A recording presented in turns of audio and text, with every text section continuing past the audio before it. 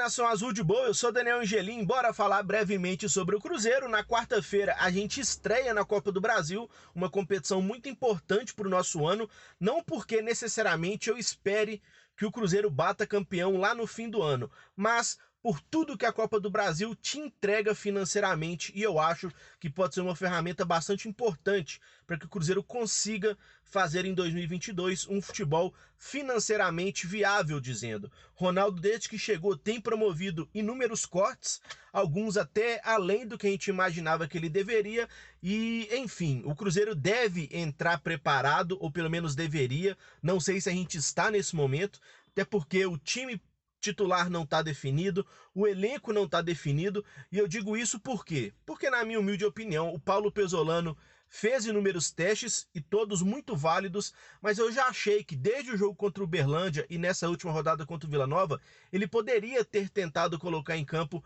o que ele tem de melhor em sua cabeça para o Cruzeiro. Mas os testes foram válidos, está tudo certo, e agora a gente vai para a Copa do Brasil, sem saber muito bem o que esperar. Um time muito aguerrido, é verdade, mas que por muitas vezes tem deixado a desejar, né, na questão do rendimento dentro de campo, e no último jogo contra o Vila Nova, defensivamente, foi meio que um jogo bastante fraco por parte do Cruzeiro. E defensivamente fraco muito por conta da ausência do Maicon, que tem tirado, de certa forma, o sono de nós torcedores cruzeirenses. Muita gente viu que a contratação do Maicon durante o ano foi a principal contratação, ou uma das, ao lado do Edu, que tem metido gol toda a partida, mas eu não sei se a gente tem no elenco, na verdade eu sei, a gente não tem no elenco outro zagueiro tão qualificado quanto o Maicon. Espera-se muito do Sidney, mas que fisicamente ainda tá capengando, a gente não sabe muito bem o que esperar.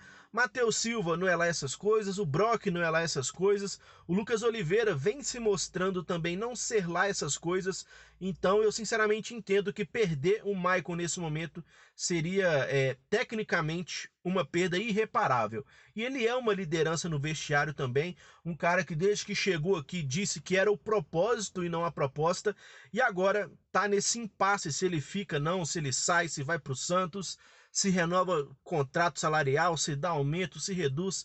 Enfim, já vi gente falando que o Cruzeiro quer propor mais um reajuste para ele, já vi gente falando que ele está pleiteando um aumento devido ao interesse que o Santos demonstrou nele quando o Fábio Carille era treinador lá.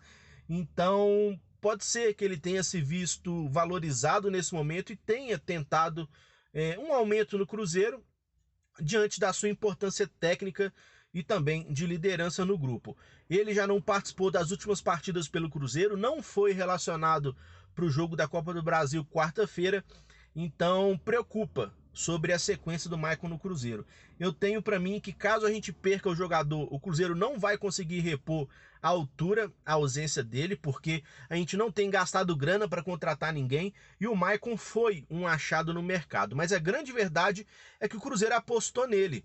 Eu vi muita gente falando, mas por que o Santos não contratou o Maicon quando ele estava sem clube? Porque geralmente os clubes não gostam de contratar jogadores que estão há mais de 6 meses parados, justamente por não saber o que esperar deles. E o Cruzeiro foi, abriu as portas para ele, deu a oportunidade, e aqui no Cruzeiro, em 2, 3 jogos, ele mostrou que ainda está com um bom nível de futebol, e a partir disso o Santos passou a demonstrar interesse nele. Então o Cruzeiro abriu as portas, apostou nele, mesmo após um período inativo, e ele se valorizou de certa forma em pouco tempo, é verdade, despertando interesse dos outros. Então tomara que o Maicon e o Cruzeiro cheguem num acordo. Se for necessário ceder e dar um aumento para ele, que assim seja, velho.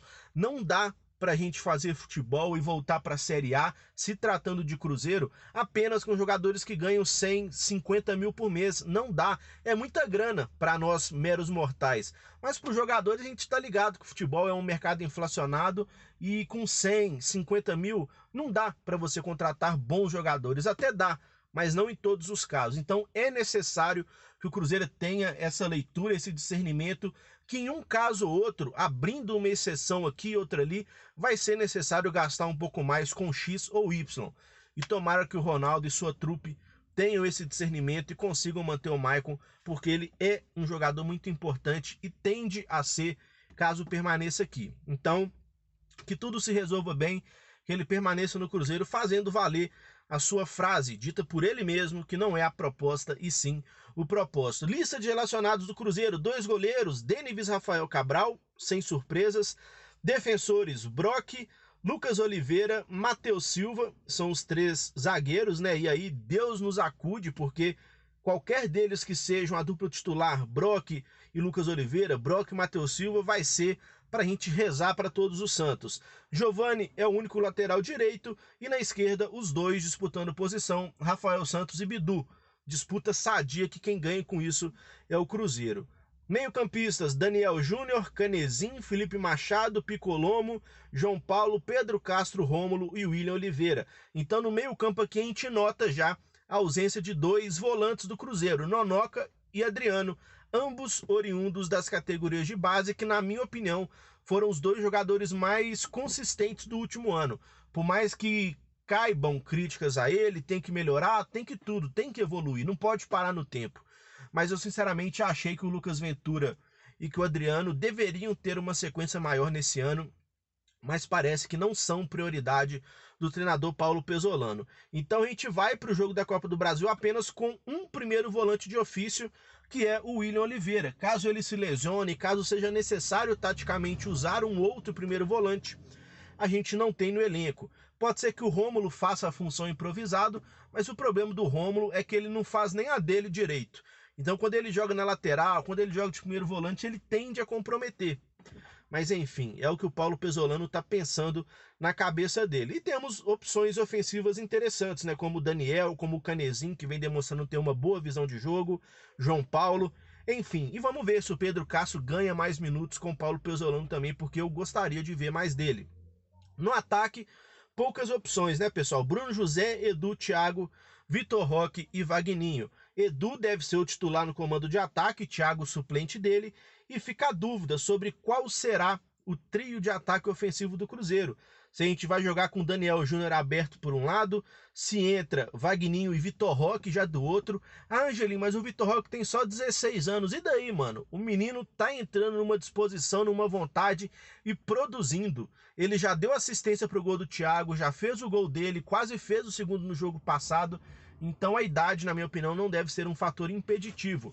E diante da lombra, né, que o Bruno José vem, sem arrumar nada, o Vitor Roque surge como boa opção para a beirada de campo, na minha humilde opinião. Beleza, pessoal? Então use os comentários aí para expor a opinião de vocês sobre o que vocês têm achado desse caso do Maicon, se tá na hora do Pesolano estipular um time titular do Cruzeiro, e sobre as ausências de Lucas Ventura, mais conhecido como Nonoca, e também do nosso querido Adriano Pernalonga, beleza?